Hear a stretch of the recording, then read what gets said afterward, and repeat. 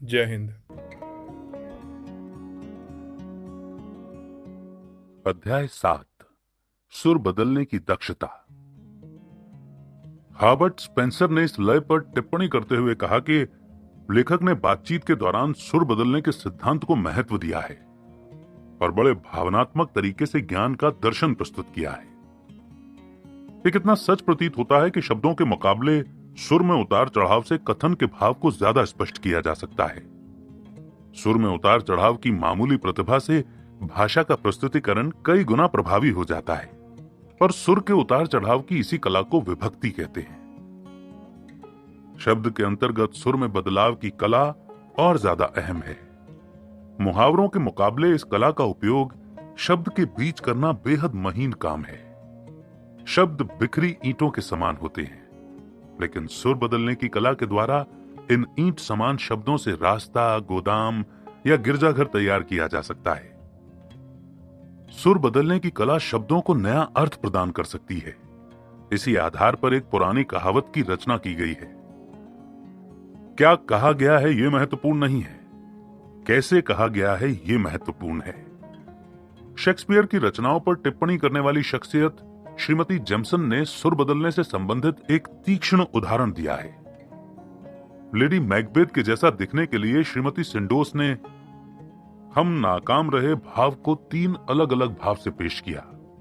सर्वप्रथम तिरस्कारपूर्ण प्रश्न के तौर पर, हम नाकाम रहे।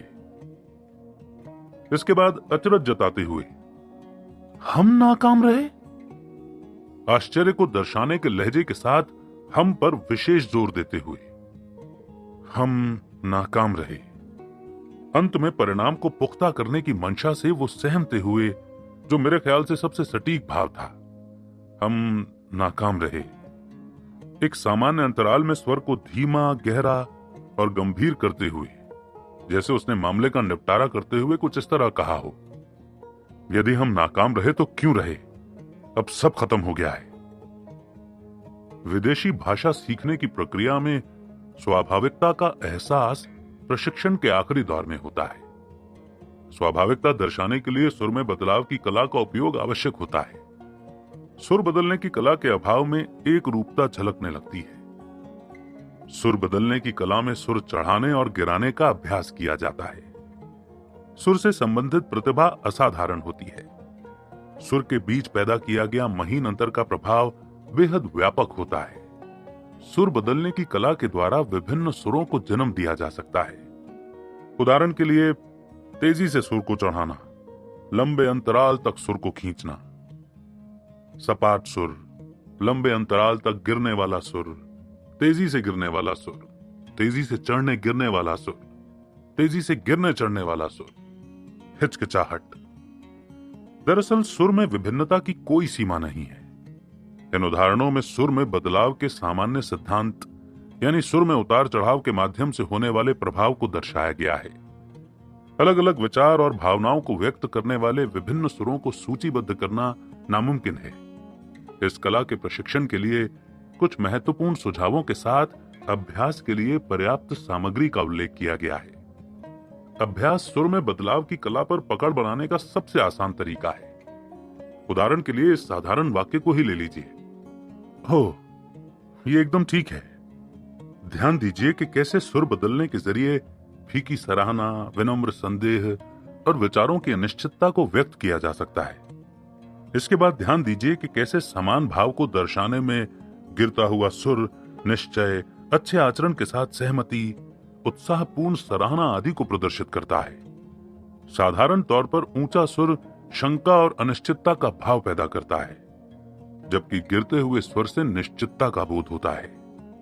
छात्र ये साबित करने के लिए कि उनका भाषण कुछ खास बुरा नहीं था, ऊंचे सुर का इस्तेमाल करते हैं। इसके विपरीत नीचे स्वर में भाव व्यक्त करने वाले छात्रों को कथन की सत्यता प्रमाणित करने की आवश्यकता नहीं होती। उस व्यक्ति को अलविदा कहने की कल्पना करें जिससे आप कल दोबारा मिलने वाले हैं, फिर उस मित्र को जिससे मिलने की संभावना बेहद कम है। इन दोनों भावों में सुर के बदलने का एहसास खुद ब खुद हो जाएगा। चाय पर किसी कम पहचान की महिला से अलविदा कहते समय आपके साथ बिताया गया समय बेहद सुखद था। आपका भाव और प्रेमिका के साथ बिताए गए समय के बाद इस भाव का प्रस्तुतिकरण समान नहीं होता। दोनों स्थितियों में सुर के बदलाव के अंतर को महसूस किया जा सकता है। इस बात को अच्छी तरह समझ लेना चाहिए कि सुर में बदलाव की प्रक्रिया बेहद अप्रत्याशित होती है। एक एक शब्द के बीच बेहद महीन बदलाव, भाषण के दौरान सुर में तेज और बेहद धीमे बदलाव से इस कला को प्रदर्शित नहीं किया जा सकता। हालांकि यह भी नहीं नकारा जा सकता कि कभी कभी सुर में तेज और धीमे बदलाव की भी आवश्यकता होती है, पर जाहिर तौर पर यह सिद्धांत विशेष परिस्थिति में ही कारगर सिद्ध होता है। इस अगले वाक्य का उच्चारण कीजिए। और फिर भी मैंने जो कहा स्पष्ट कहा।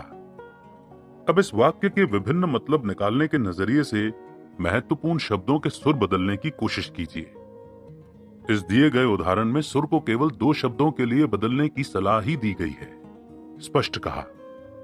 लेकिन हकीकत में अलग अलग शब्दों के स्वरों को बदलकर वाक्य के कई मतलब निकाले जा सकते हैं। ध्यान रहे कि शब्दों के उच्चारण में सुर का बदलाव आवश्यकता से ज्यादा या कम नहीं होना चाहिए। सुर में जरूरत से ज्यादा बदलाव भाषा को बनावटी बना देता है। ऐसा लगता है जैसे एक परिपक्व गृहिणी चुलबुली अदाएं दिखाने की कोशिश कर रही हो। ये एक स्वाभाविक भाव और बिना इरादे किए गए मजाक के बीच एक महीन पर्दे के समान है। अपने सुर का स्वयं विश्लेषण कीजिए। उदाहरण के तौर पर ओ नहीं, या फिर ओ मैं समझा, और वास्तव में। इन भावों को सुर के बदलाव के जरिए अलग अलग मतलब देने की कोशिश कीजिए और धैर्यपूर्वक इसकी समीक्षा कीजिए। नियमों की पुस्तक के मुकाबले ये अभ्यास विषय को ज्यादा गहराई से समझने में मदद करेगा।